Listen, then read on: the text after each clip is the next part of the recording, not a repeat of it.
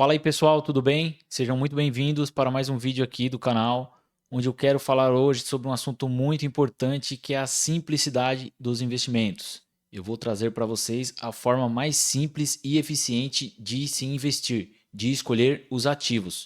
O primeiro ponto que eu trago é que investimento no mercado financeiro é renda passiva, então se está dando trabalho não é investimento. É um emprego, é um trabalho, é algo desse tipo. Eu tinha um cliente na consultoria que ele era empresário, então ele tinha a empresa dele, de onde ele tirava a fonte de renda principal, e ele começou a investir comigo e eu consegui ali uma taxa para ele de um pouco mais de 1% ao mês em renda fixa, porque eu peguei uma promoção na corretora. Passado alguns meses ele questionou, disse que estava rendendo pouco. E eu expliquei para ele que aquele rendimento ali não era um baixo rendimento e ele comparou com o trabalho dele. Ele falou: "Não, se eu aplicar esse dinheiro aqui no meu trabalho, na minha empresa, o retorno é muito maior". Aí eu tive que explicar para ele que ali era renda passiva. Na empresa dele ele vai ganhar mais, só que ele tinha que trabalhar, ele tinha que colocar a mão na massa. Ali com os investimentos não. É só ele deixar o dinheiro parado e o dinheiro trabalha para ele mesmo. Ele não tem esforço da parte dele. Um investidor comum, então, ele já tem o emprego dele, às vezes ele faz hora extra, tem dupla jornada de trabalho, principalmente as mulheres chegam em casa, às vezes tem que fazer comida, cuidar dos filhos, limpar a casa,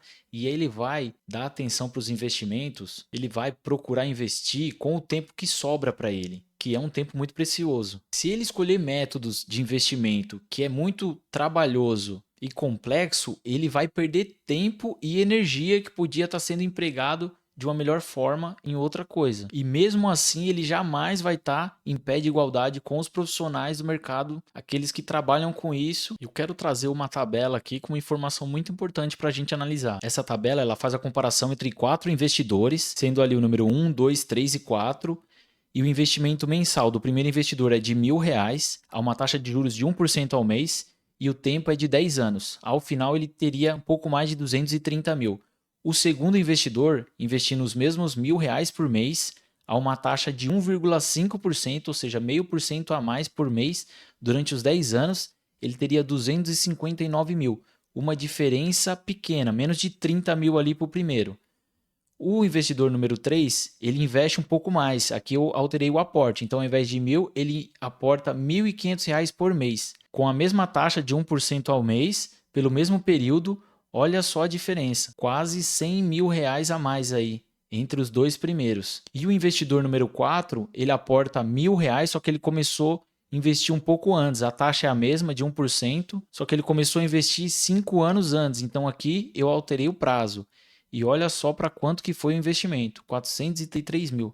Foi a maior diferença aqui. Aí o que a gente tira dessa lição aí, dessa comparação? Investimento, como eu havia falado no primeiro vídeo, é aporte, taxa e o tempo. Quando a gente está falando do tempo, a gente percebe que quanto antes você começar a investir, melhor é. A gente fez uma pequena alteração ali que seria difícil na prática a gente conseguir esse 0,5% a mais durante tanto tempo assim, e você viu que mudou pouca coisa com relação à taxa do resultado final, de quanto ele teria lucrado. Já a variação no aporte deu um resultado bastante significativo para o mesmo tempo de 10 anos. Então, com isso, eu quero dizer que esse tempo que o investidor perde, às vezes por não ter uma estratégia clara ou procurando métodos de ganhar um pouquinho a mais ali na rentabilidade, ele poderia estar sendo melhor aplicado em outras partes da vida, como por exemplo, o desenvolvimento pessoal dele, para ele conseguir um aumento no salário dele ou conseguir um emprego melhor e aportar mais dinheiro nos investimentos. Para isso, ele deve focar então na simplicidade e na eficiência, não ter um método demorado, trabalhoso, como eu vejo muito por aí. O segundo ponto é que escolher ativos não é uma tarefa fácil. Se a gente está falando de renda fixa, a gente tem que pensar que é um empréstimo. Você vai emprestar o seu dinheiro para alguma instituição bancária, alguma instituição financeira, e você vai querer receber ele de volta com alguma taxa de juros. Para isso, na hora de escolher o título, você tem que prestar atenção na rentabilidade dele, que pode ser pré-fixado, pós-fixado ou híbrido.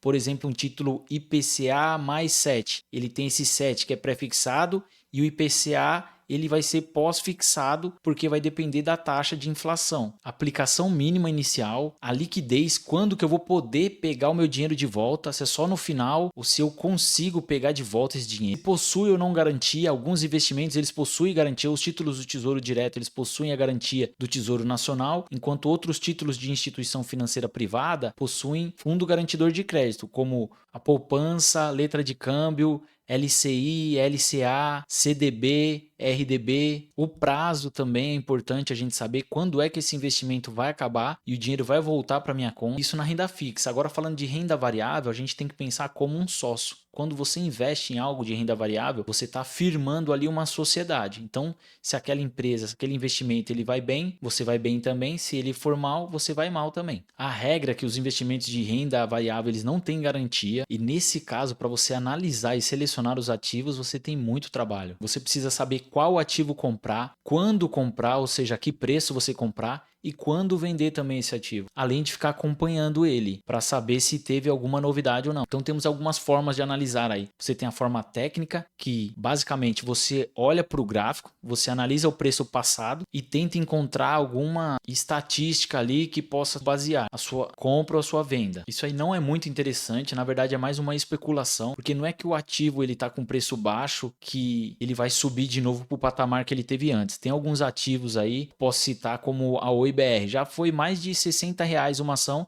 e hoje em dia ela fica ali brigando na casa dos 50 a 60 centavos. Então você não pode puramente analisar o preço e falar, tá barato, porque ele tá 50 centavos e ele tende a subir para R$60. Se ele está tão depreciado assim é porque o mercado analisou os dados e identificou que ele passa por problemas estruturais ali graves para chegar a esse preço. Aí quando a gente fala de uma outra forma que seria fundamentalista, a gente tem basicamente duas formas. A por múltiplo e a por fluxo de caixa descontado. A por múltiplo é mais para você fazer uma comparação entre empresas do mesmo setor. Então, se você está querendo saber se uma empresa da área de alimentação ela está barata, ela está cara, você tem que pegar uma outra também parecida com ela e comparar os múltiplos ali de preço, de lucro, entre vários outros dados que tem para você analisar e fazer essa comparação. Agora, você calcular o valuation por fluxo de caixa descontado é bem difícil e é trabalhoso. Eu aprendi na pós-graduação, dava muito trabalho. É uma conta complicada, além do que você tem que fazer algumas projeções que você faz alguns chutes. Você tem que meio chutar quanto que será a taxa Selic no futuro, quanto será a média de inflação para você colocar ali naquela conta e identificar se aquele ativo ele está barato ou não, se vale a pena comprar ou não. Então você analisa os dados passados e projeta a capacidade futura de geração de caixa, o que é bem difícil, é bem chato. Para a maioria das pessoas não vale a pena. O terceiro ponto que eu quero trazer, qual que é o profissional que é gabaritado para fazer esse tipo de serviço? No mercado financeiro é cada um no seu quadrado. Então a gente tem o planejador financeiro, o consultor, o gerente, o gestor, o assessor de investimento. E quando a gente fala de escolha de ativo, de seleção, a gente está falando do analista de investimento. Ele que é o profissional gabaritado para fazer essa análise.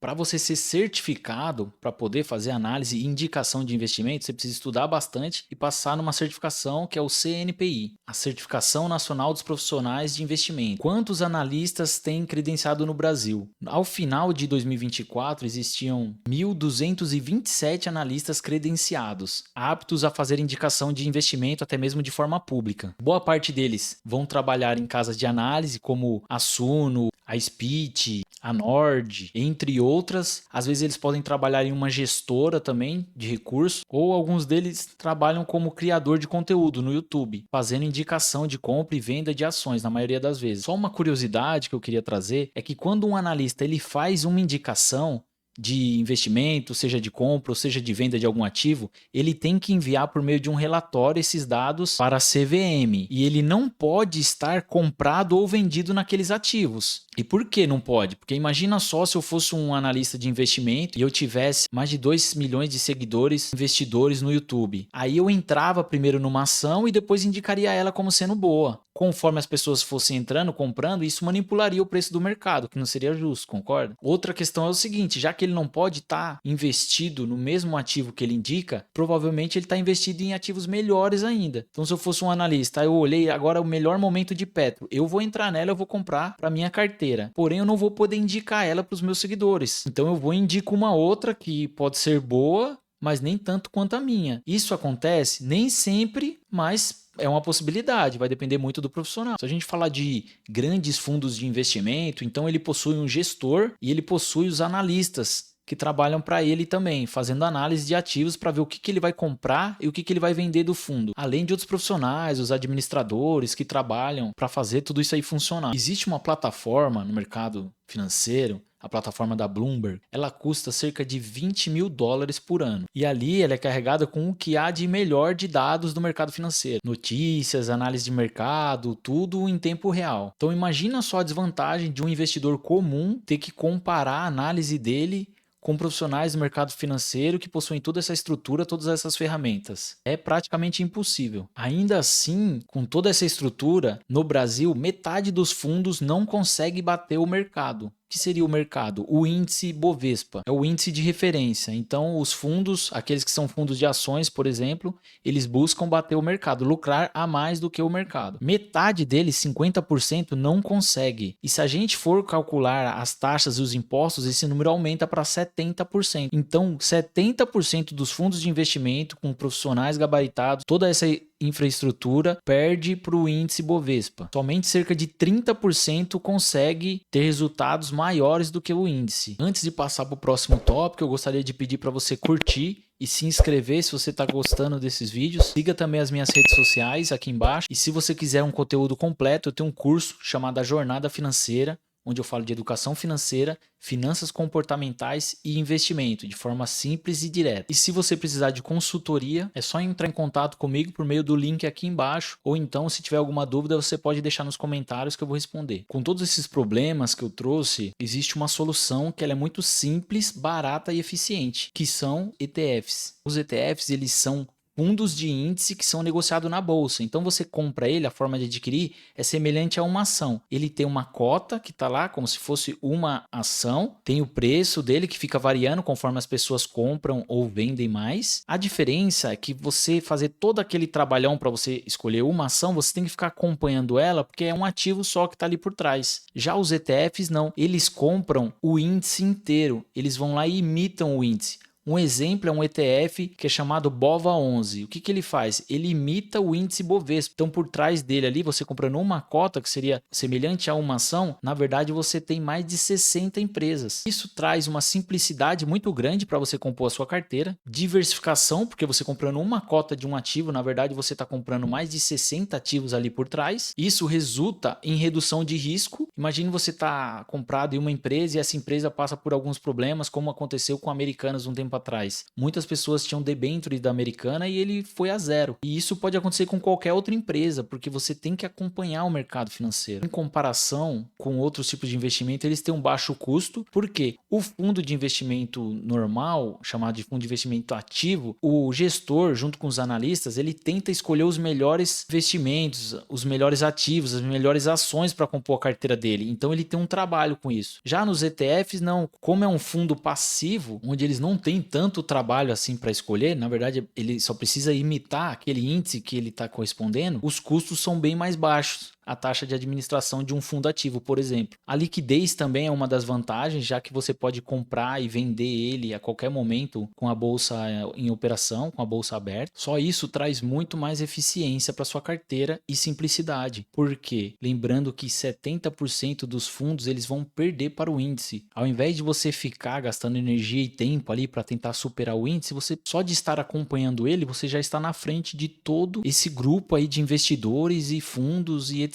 Mas eles têm alguma desvantagem? Possui. Apesar de ser semelhante a uma ação, os ETFs eles não possuem a isenção do imposto de renda se você vender até R$20 mil por mês, que as ações possuem. Então, qualquer venda de ETF com lucro, você tem que recolher 15% de imposto de renda sobre o lucro. Qual é a vantagem dele? A vantagem dele é que você só recolhe 15% sobre o lucro, em comparação com a tabela da renda fixa, por exemplo, que para você pagar essa alíquota mínima de 15%, você tem que ficar com investimento por mais de 2 anos. Eu vou colocar ela aqui ao lado, ó, e você pode reparar. Se você tiver com investimento até 180 dias, você vai pagar 22,5% de imposto de renda sobre o lucro. De 181 a 360, você vai pagar 20% sobre o lucro. De 361 a 720, você vai pagar 17,5% sobre o lucro. E aí, quando você ficar acima de 720, acima de 2 anos, você vai cair para essa alíquota mínima de 15%. Enquanto o ETF é sempre de 15%. Mesmo o ETF ETFs de renda fixa ou ETFs de renda variável. Para encerrar, embora eu tenha dado o exemplo aqui do BOVA11 só para ilustrar, existem outros ETFs também que acompanham o índice Bovespa, como tem ETF que acompanha índices de renda fixa, de inflação, o IMAB5, que é um dos melhores índices que nós temos, o S&P 500, que é as 500 maiores empresas dos Estados Unidos, tem ETF de criptomoeda também. Embora eu tenha dado todos esses exemplos, isso não é uma indicação de investimento. Eu não posso fazer isso de forma pública. Se você quiser que eu monte uma carteira específica para você, de acordo com o seu perfil, entre em contato comigo e eu vou montar uma carteira exclusiva para você, para suas necessidades. Espero que tenham gostado do vídeo e até a próxima.